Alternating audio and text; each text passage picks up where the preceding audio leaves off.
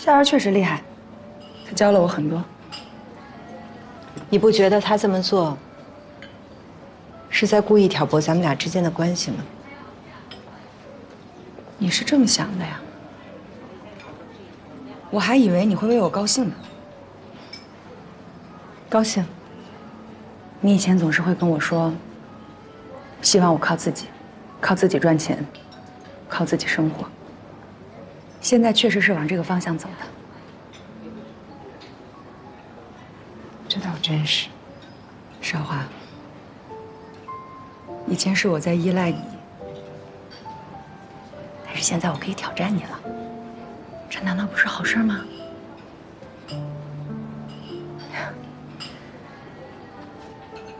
阿宁，对不起啊，是我狭隘了。虽然你这么做，我确实是很难受，但是看到现在这样的你，我也是真的为你开心。太好了。不过说真的，我现在是真的高兴。以前我挺不理解的，你们为什么一谈到生意，就会有两眼放光的样子？但是现在我上手了，我才发现，我来感觉了，真的太快乐了。那种感觉啊，是什么都不能替代的。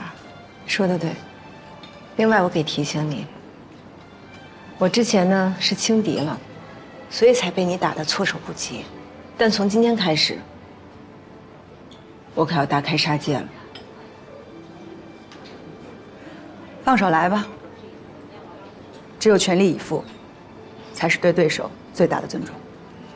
还有，咱俩可先说好了，不管这一战的结局如何，都不能破坏咱们俩之间的感情。当然，因为生意是生意，感情是感情。我们可以请报童，在每卖出一份报纸的同时，再附赠一份广告单。那每份广告单呢，我们付酬1文，这样不仅能增加报童的收入，还可以打响我们万灵丹的名头。这可比直接做广告省钱多了，而且效果也更好。那给国药铺的返点和账期，要不要比着玉书丸做调整？与其让利给国药铺，不如让利给顾客。怎么让？凡是万灵丹的老顾客，再次购买时可以凭1个空瓶抵扣1成折扣。那2个空瓶呢，就是2成，以此类推，10个空瓶就可以再得到1瓶新的万灵丹。此外，每个老顾客介绍新顾客购买万灵丹时，也可以再次获得1瓶新的万灵丹。这样一来，老顾客就不会轻易流失，新顾客也能源源不断了。我算过账，同样是卖100瓶，对国药铺来说，玉舒丸的收益呢是超过万灵丹的。但是销售达到1000瓶时，对国药铺来说，万灵丹的收益就是玉舒丸的5倍。所以说，再优厚的返点和账期，都不如直接飞升的销量更让国药铺老板动心。可是这个法子虽然好，但是学起来也很快。我敢打赌，1个月之后，菊景堂也会效仿。不怕效仿，这个法子必须要依托药品的功效才会有效果。就算菊景堂学了学，但是他们的玉舒丸效果无法支撑，学了也是白学。对于万灵丹的功效，我一直都很有信心。对，所以接下来硬仗来了。目前呢，有80多家国药铺跟白小姐签订了排他协议，但是还有300多家的国药铺的大门向我们敞开，所以接下来的1周特别的重要。我们要走访这300多家国药铺，送样品、宣讲功效，还有介绍政策。公司的所有人呢，2人1组，按区域划分。截止到今天，玉舒丸已经在上海200多家国药铺上架。那万灵丹呢？万灵丹已经在上海100多家国药铺上架。他居然还有还手之力。虽然整体销量开始回暖，但是整体态势依然不明。上海的市场那么大，我觉得玉舒丸和万灵丹完全可以并存。不行，绝对不行！不把万灵丹打下去，我后面的计划将无法实施。什么计划？反正1个月之内必须把万灵丹打下去。黄先生，请您向法庭介绍一下自己。主审官大人，我叫黄德明，最近1年我是克劳迪教授的助理。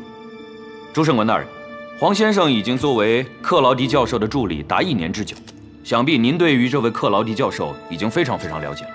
可以这么说吧，这个世界上除了克劳迪教授本人之外，可能我是最了解他的了。那么接下来就请您如实的向法庭介绍一下，这位克劳迪教授他的真实姓名和真实身份。主审官大人，克劳迪教授的真实姓名叫做克劳迪斯·彼特，他是美国费城药学院的教授，也是美国制药协会的名誉会长。不是，黄先生，我是说，请您如实的向法庭介绍一下克劳迪教授的真实姓名和真实身份。主审官大人，我曾经在美国费城药学院学习过，这是我的毕业证书，这是我的毕业照。我在这里郑重声明，克劳迪教授是地地道道的美国人，而且他是一位极具威望且非常受人尊敬的科学家。他本人拥有多项的发明，其中最重要的发明就是补脑元素。黄德明，我提醒你，现在是在法庭，欺骗法庭是重罪。我晓得，李律师，欺骗法庭肯定是重罪，所以我今天站在这里，绝不能撒谎。主审官大人，我所说的句句都是真话。什么情况？被告的证人为什么替原告说话？肃静！原告律师，你们还有没有什么想问的？主审官大人，被告证人已经说得很明白了，我们没有什么要问的了。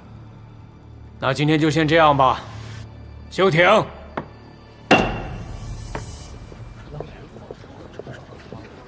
哎，秦老板，请你预测一下最终的判决结果。这不是显而易见的吗？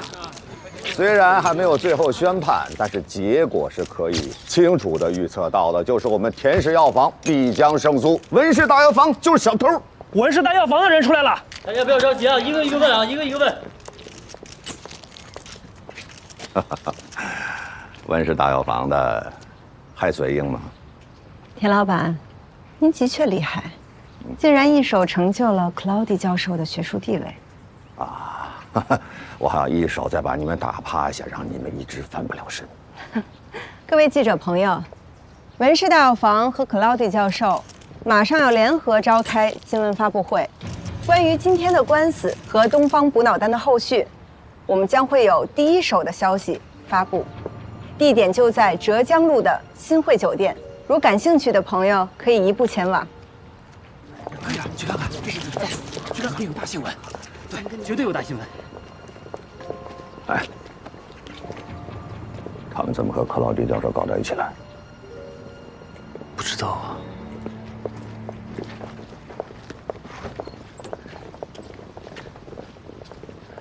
林夕，老二，你也来旁听啊？老二，上车，别见着什么女人都走不动道。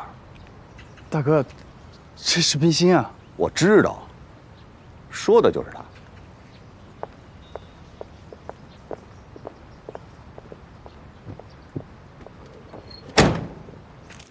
Pharmacy Wenshi Dayafang and me definitely get reached understanding.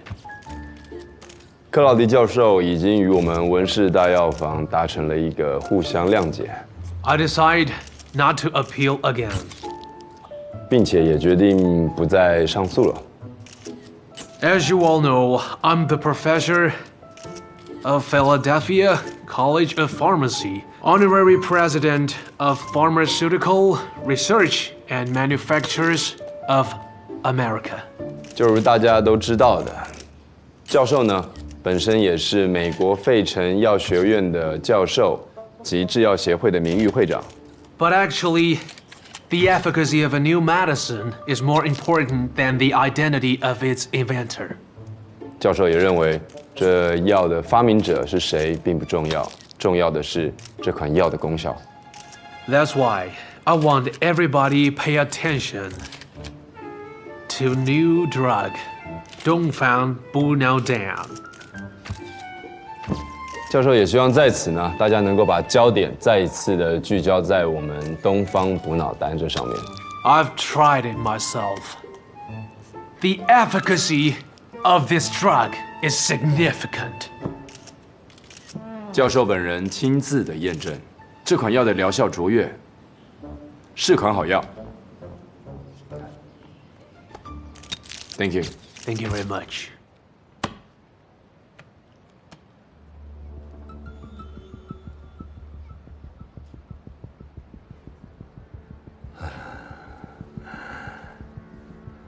你说他们上钩了？啊？是他们上钩还是我上钩了？老板，我不知道啊。你个蠢货，这都看不出来？我上钩了，我上钩了。辛辛苦苦捧出了个克劳迪教授，反过来替他们说话，我有那么蠢吗？没有。我有那么笨吗？我是那种为他人做嫁衣裳的人吗？我他妈还真是。好了，大哥，你也别太生气了。这样，我现在就去那个报馆，把那个白俄难民的底儿给掀了。哎呀，童心呐，你是真笨假笨呐！你把他的底儿掀了，那我们的药还卖不卖啊？脸还要不要啊？对呀，那怎么办，大哥？你问谁呢？你不知道，我能知道吗？连个小明星都搞不定，反过来还被他玩了，玩了之后还不能说我。大哥，你说什么呢？谁被小明星玩了？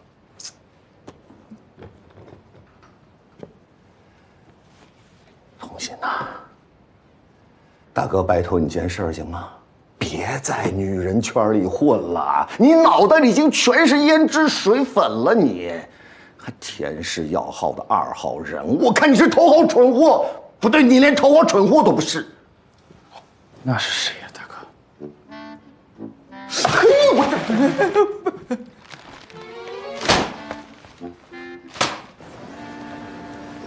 Если бы не вы, я бы не смог найти свою Наташу. Спасибо. 也谢谢你，配合了我们演了一出戏。我到了上海就一直在演戏，这点剧情不在话下。格列波夫，我们该上车了。我要去见我的 Natasha 了。祝你们父女早日团聚。Наконец-то я смогу вернуться на свою вторую родину. Я смогу теперь жить под именем Глебова. 告辞。告辞了。一路顺风，三爷。行。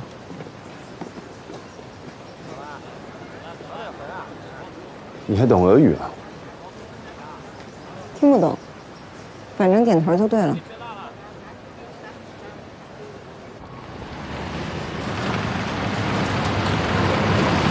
这次能打赢田大少，我可功不可没啊！来邀功了。我还要请赏呢。文老板，你打算怎么奖励我？请你吃饭。就一顿饭把我打发了？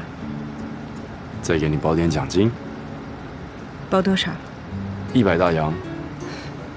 太少了吧？那你想要多少？我想要升职，而且我不要当那种普通经理啊，我要当副总经理。副总经理？嗯。你才来多久？我还要让你把我那1成身故变成银股呢。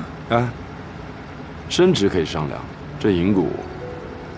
可是我觉得我的能力配得上副总经理，而且我对文氏大药房的贡献也值得1成银股啊。这样吧，我帮你升职，还帮你加工资，但这银股再说吧。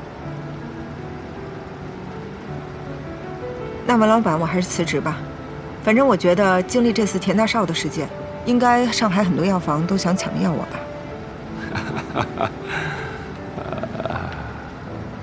威胁我？对啊。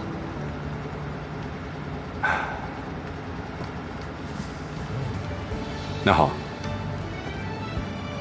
如果你的生股想转成银股，那我就不能给你加工资。还有，你想干副总经理的活，只能拿普通经理的钱，你可以吗？成交。还得请我吃饭，就一顿啊？餐厅我选啊，菜我点，酒你出，小费算你的。You calculating woman。什么康？康什么？很会算计的意思。你说我是算计的女人？不是吗？彼此彼此，本老板。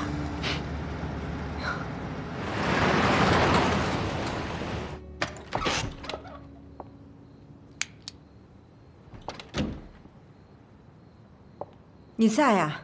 你怎么不开灯呢？怎么了？我现在才知道，田家根本就没接纳我，他们只是想利用我对付你，邀我入席，请我喝下午茶，让我听到黄德明被开除。这一切全部都是安排好的。是，田大少算到了，你一定会向我通风报信的，所以他就给咱们俩设置了一个陷阱。哎呦，还好，还好你没上当，要不然我得恨死我自己。哎，你怎么知道这是个陷阱的？你还记得我刚到文氏大药房的时候吗？你介绍我去田氏药号谈合作吗？我记得，回来的时候，你只是说那天没谈成。哼，何止是没谈成，我还被田大少好一顿的羞辱。天哪！但我从他对我态度上的推断，我觉得他们田家对你是非常的不满和反感。不过那个时候你跟田二少正在热恋，我也不想扫你的兴，就没跟你说。对不起啊，少华。后来，田大少就把文氏大药房给告了，而这个当口，他们田家突然就接纳你了，这完全就不符合刻薄势利田大少的风格，不得不让我怀疑他们家接纳你的用意。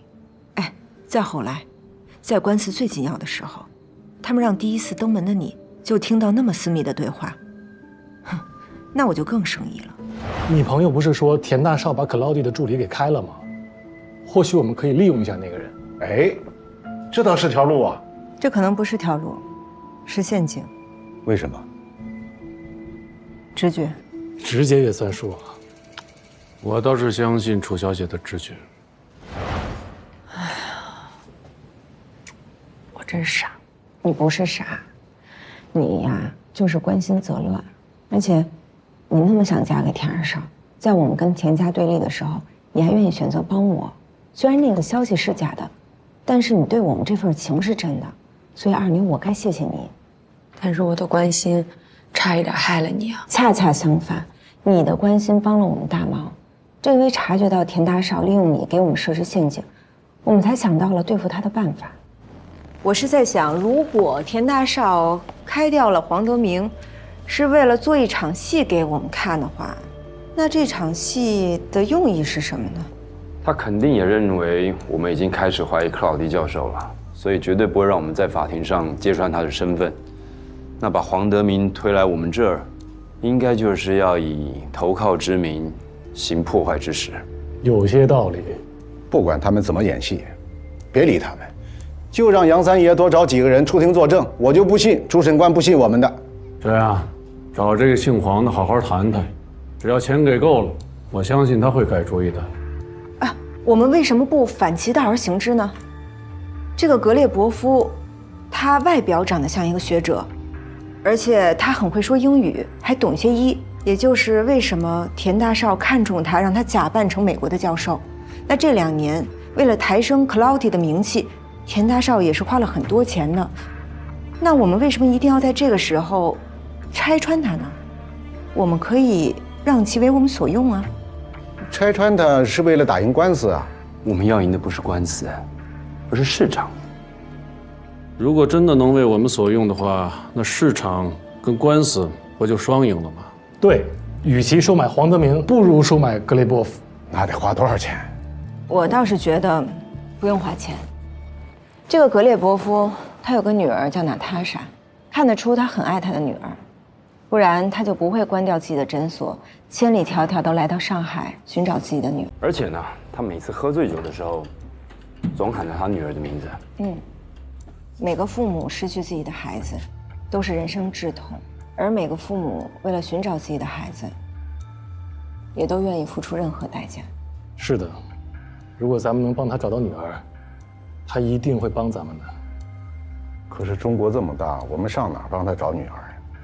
他找了2年没找着，想必应该不在上海了。但如果以白鹅的习惯不在上海，应该在东北那附近。这样，红年，你马上给3爷发电报，让他动用一切力量找到娜塔莎。你这边也别放弃啊，动用所有关系继续寻找。好的，好。那这个娜塔莎找到了吗？因为杨三爷，其家族在东北经营有上百年了，人脉关系涉及到东北3省的每个城镇。当他发话以后，马上有一家跟他们有生意往来的药铺就回了话，说娜塔莎人在齐齐哈尔。他去齐齐哈尔了？他到了上海不久，就跟拐诱他的那个男的分了手，他就没脸见他父亲了，所以一个人跑去齐齐哈尔讨生活。那看来这个格列伯夫找错地方了。是，他知道这确切消息以后，没有犹豫，马上和我们合作。我估计1周之后吧，他们父女俩就能团聚。行，不管怎么样，这件事情还是有个好的结果。但这场官司之后，你想跟田二少有结果，恐怕是更难了。那我是不是应该知难而退呢？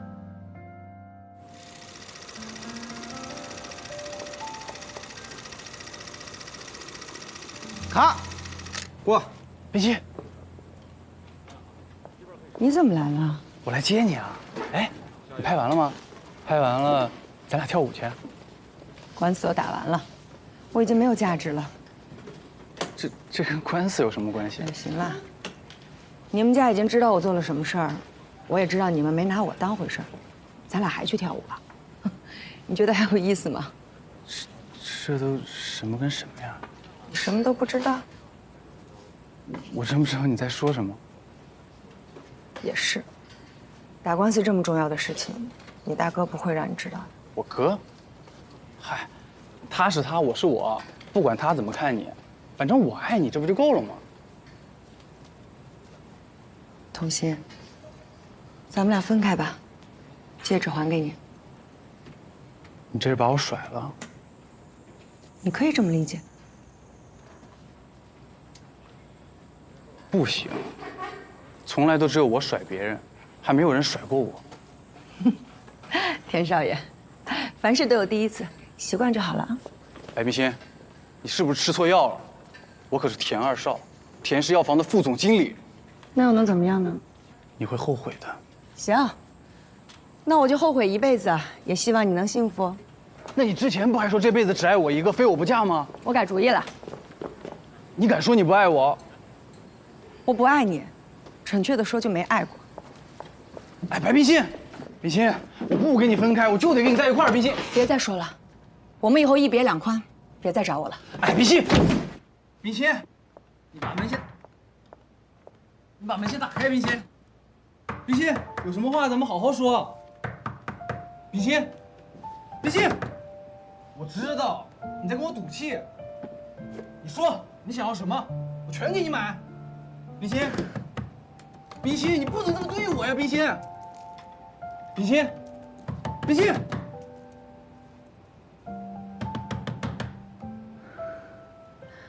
对不住啊，各位。又卖完了，又卖完了，我都对不住啊，各位，咱们今天的东方补脑丹呀，已经卖完了啊！我都排了2个小时了，你说这我也排了，实在对不住啊，今天实在是我有卖完了。种预感，我们将和文氏大药房长期合作下去。咱们补货速度很快啊，你放心，很快就会有的，好不好？咱们改日再过来。感谢各位，感谢各位啊！这得等到什么时候？慢慢等。哎，出来了。先生、太太，今天你们就别排了，只剩200盒了。等你们排到药也没了。什么？我们已经等了2个多小时了。今天真的没药了，那明天还有货吗？去向阳家里吃饭。家宴。小李，他们家都有谁呀？家人吧。我还是不去了。为什么？我不太习惯去别人家里做客。哎，人家特别邀请的。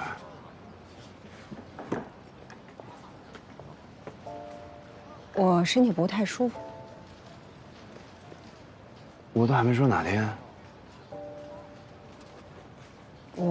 我可能哪天都不太舒服。不是。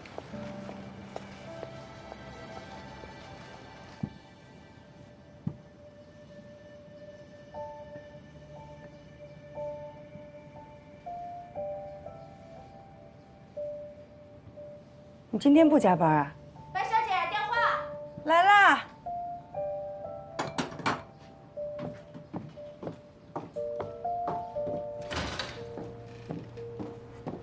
谁找我啊？还是那个姓田的？你跟他说我不在，以后再找我都是不在。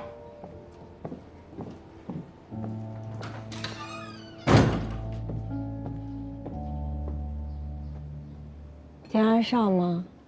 对，我都跟他说分手了，但他还是不死心，一直缠着我。他还是觉得有希望。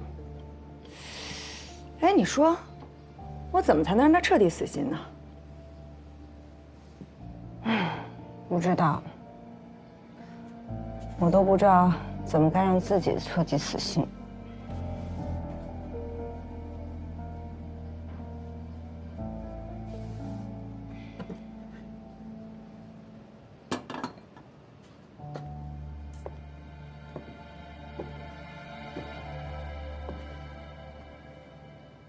还没忘掉。我以为我能够忘掉，但是呢，有一些过去，又总是会冒出来。没事儿的，只要我们努力往前跑，就算过去冒出来，他也不会再缠着我们了，对吗？但愿吧。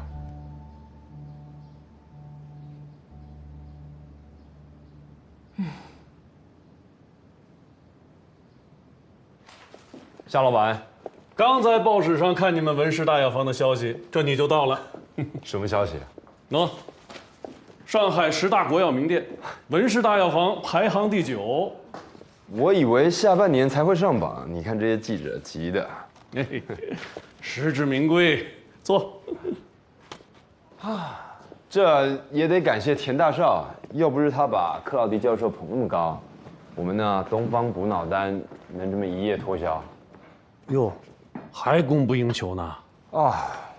我还加开了2间作坊，到现在还不敢保证供货。那文老板，我得恭喜你财源广进了。夏老板，同喜啊，同喜。哎，你这就一个人来的啊？韶华呢？他说今天身体有点不舒服。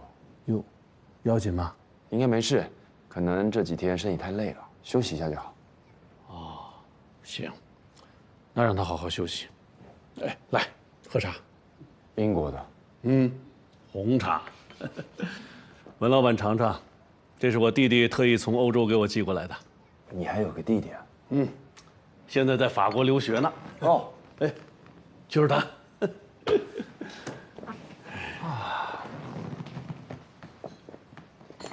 哇，一看就一表人才。是。我弟弟可比我帅，还不仅帅，人还聪明，从小各科都是第1，后来去日本留学，修了2个专业，嚯，也都是全优。这还不够，那又跑法国留学去了。这是他跟同学在巴黎照的照片。这弟妹，女朋友，但我估计也是好事将近了。哟，娘，哎，这位就是文先生吧？娘，我给您介绍一下，这位就是文氏大药房的老板，文之秋。老夫人好。你好，经常听夏元提起你，夸你能干。今天一见呐，果然是一表人才啊！老夫人过奖，令郎才是人中龙凤。他们怎么能和你比呢？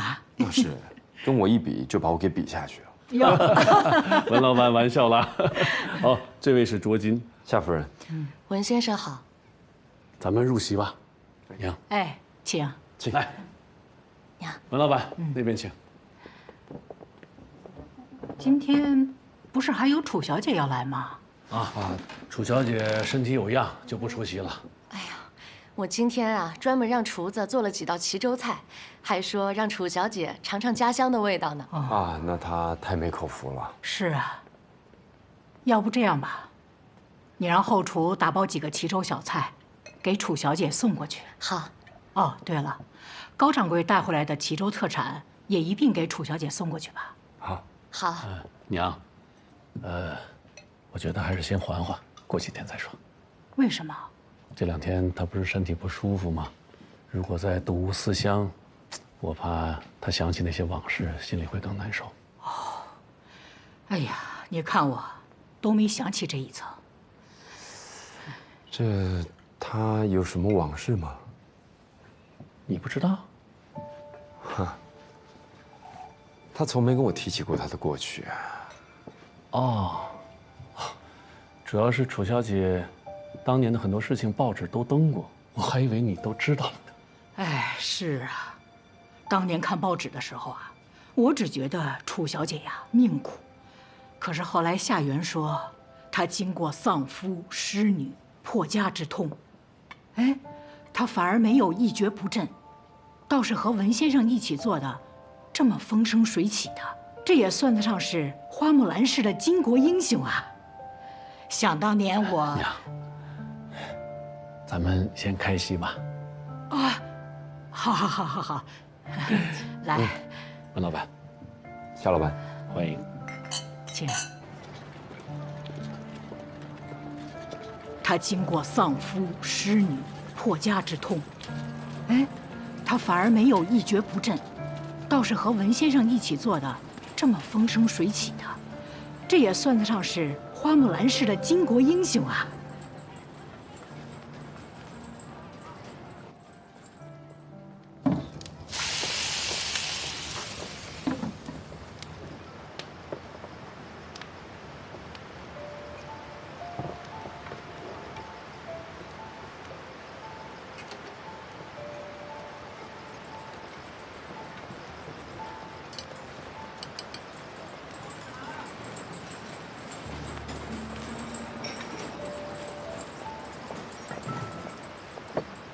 你不是去夏人家赴宴了吗？怎么还来吃馄饨没吃饱？来一碗吗？好。老板，馄饨加1碗啊。哎，对了，你不是要跟我聊什么事儿吗？夏元说我们2间公司还能在其他地方上合作，你觉得怎么样？我觉得是好事儿啊。哎，那他具体说了在哪方面吗？具体没说。好。